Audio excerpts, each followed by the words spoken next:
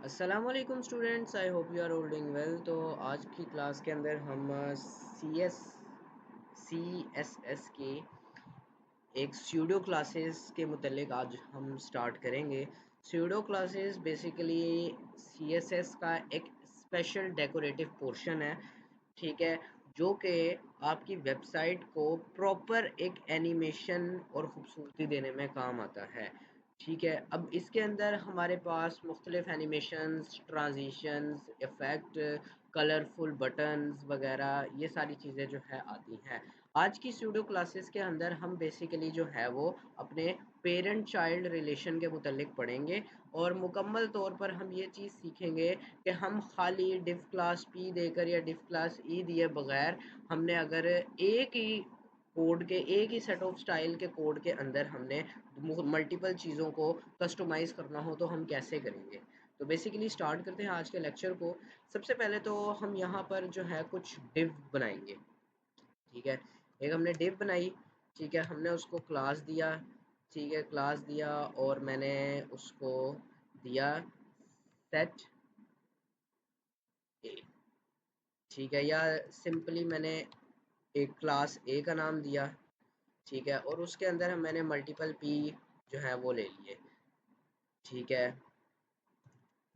Hello one, ठीक है, और इसी को मैंने यहाँ से कॉपी किया, कंट्रोल कंट्रोल सी, और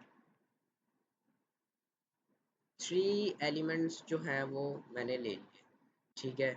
अब इसी तरह ये मैंने एक और डिव, ये इसी डिव को कॉपी किया, कॉपी कंट्रोल सी, ठीक है, और मैंने 3 दफ़ा जो है वो पेस्ट कर लिया और हर क्लास का नाम चेंज कर दिया। इसको मैंने क्लास बी दे दिया और इसको मैंने क्लास सी दे दिया। अच्छा, अब हमारे पास ये हम इनको चेंज कर लेंगे, हेलो टू, हेलो थ्री, ठीक है, और hello four, hello five, hello six, और hello seven, hello eight, hello nine. तो ये हमारा हेलो नाइन तक ये जो है हमारी ये जो डिव्स का सेट था ये मुकम्मल हो गया। अब हमने बेसिकली जो है वो स्टाइल देना है, स्टाइल हमने इनकी स्टाइलिंग करनी है। अच्छा, अब स्टाइल के टैग में अब मैं यहाँ पर जो मेन चीज़ है वो स्टार्ट होती है कि हमारे पास इनमें पेरेंट क्या है।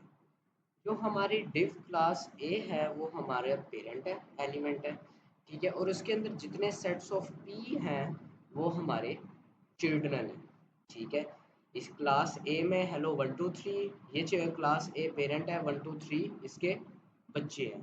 क्लास बी पेरेंट है, ये हेलो फोर फाइव सिक्स जो है वो इसके बच्चे हैं, और इसी तरह क्लास सी पेरेंट है और हेलो सेवन एट नाइन इसके बच्चे हैं, ठीक है। अब हमने इनको सिलेक्ट कैसे करना है। अब यहाँ पर हमारे पास होता है कि हमने चूज़ किया डॉट पी को हमने चूज़ किया, ठीक है, डॉट पी को हमने चूज़ किया और पी के अंदर हमने चूज़ कर लिया हमारा, हमने एक कॉलन दिया, ठीक है, कॉलन दिया। कॉलन देने के बाद हमने दिया फर्स्ट चाइल्ड, फर्स्ट चाइल्ड दिया, ठीक है, और इसके अंदर अब हमने दे दिया, हमने जो है बैकग्राउंड कलर दे देते हैं, हम समझ रहे हैं, तो इस वजह से बैकग्राउंड कलर हमने दे दिया एक्वा कलर दे दिया, कंट्रोल एस किया और हम पोर्ट करेंगे, आउटपुट अपनी चेक करेंगे।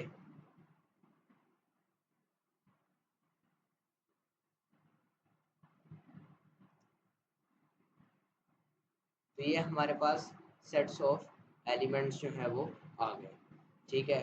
अब डॉट पी के डॉट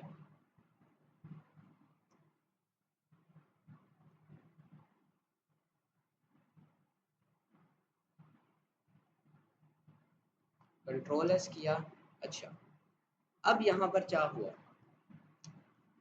यहाँ पर हमने जो पी फर्स्ट चाइल्ड दिया था तो पी ने सारे पीस को लिया, ठीक है, और फर्स्ट चाइल्ड को देखा, हमारे पास यहाँ पर क्लासेस मौजूद है, क्लास ए बी सी।